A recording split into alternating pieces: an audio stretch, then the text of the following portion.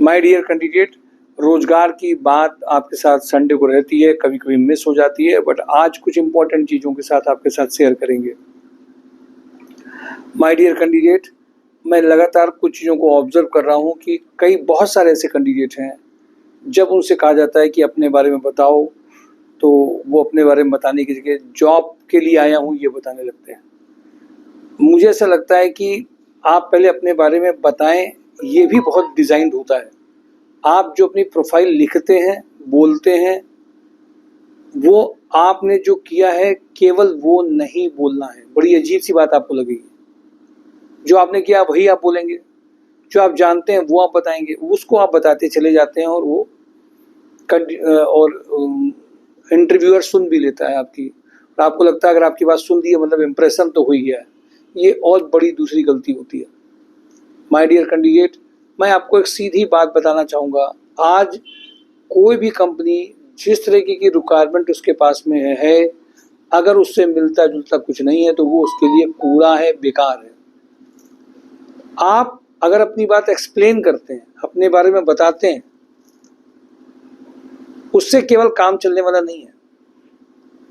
काम चलने वाला किससे है? अगर आप किसी की बात को एक्सप्लेन कर रहे हैं, अपने प्रोफाइल्स को बता रहे हैं, अपने एक्सपीरियंस को बता रहे हैं, बट उसके बीच में आपको ये नहीं पता है कि वो क्या चाहिए और उसके अकॉर्डिंगली ये नहीं है, तो आपका पूरा बताया हुआ एफर्ट्स बेकार हो जाता है। इसलिए मैं देखता हूँ कि बहुत लोगों को शौक है आजकल अपने पोर्टल्स में प्रोफाइल भेजने का, शेयर करने का।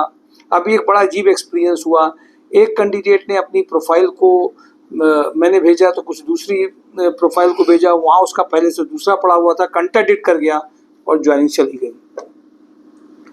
हमेशा हमें पहले समझना है कि हम जहाँ जा रहे हैं, जिनसे मिलने जा रहे हैं, उसके बारे में किया गया होमवर्क।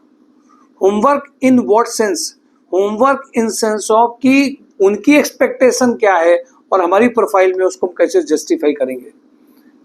ये समझने के लिए आपको टाइम देना पड़ेगा, प्रोफाइल को मेंटेन करना पड़ेगा, उसको सिमुलेट करना पड़ेगा, विजुलाइज करना पड़ेगा, and definitely you need to feel it. Feel नहीं करेंगे, विजुलाइज नहीं करेंगे, उसके इफेक्ट डाल नहीं पाएंगे। इंस्टाग्राम में सारे इफेक्ट डाल देते हैं, सोशल मीडिया में डाल देते हैं इफेक्ट। आप अपने अंदर अगर इफेक्ट नहीं डाल पाएंगे, विचारों से, बातचीत से, पर्सनालिटी से, कपड़ों से, आपको क्या लगता है आप बहुत जरूरत वाले हैं, आपको बहुत जरूरत है जॉब की, आपको जॉब ऑफर हो जाएगा क्या? बिल्कुल नहीं होगा। ये गलती दूसरी भी नहीं करनी है। जॉब ऑफर, जॉब, अधिकतर लोग ये सोचते हैं अपनी परेशानी बताएंगे, दिक्कतें बताएंगे तो एक्सप्लॉयटेशन हो जाता है। आप पे लोग ध्यान नहीं देते हैं। छोटी छोटी बातें समझने के लिए आपको मिलना पड़ेगा, डिस्कशन करना पड़ेगा और प्रोफाइल बेस्ड जाना पड़ेगा। इसीलिए मैं कहता हूं प्लीज जॉब के लिए मत कहिए, प्रोफाइल बेस्ड जॉब के लिए कहिए। अंतर समझिए। जॉब एक जनरल जॉब है, जॉब आप सुपरवाइजर की कर सकते हैं, उसके बाद दूसरी जॉब चले गए।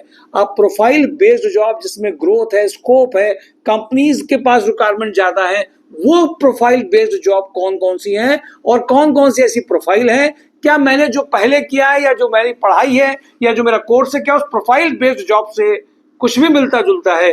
प्रोफाइल बेस्ड जॉब के लिए बढ़िए। पेरेंट्स भी ध्यान नहीं देते हैं इमीडिएट अर्निंग के लिए, सोसाइटी भी जब वो कर लेते हैं तो उनको दिक्कत आती है। इसलिए प्रोफाइल बेस्ड जॉब अगर आप चाहते हैं तो आपको आगे बढ़ना पड़ेगा।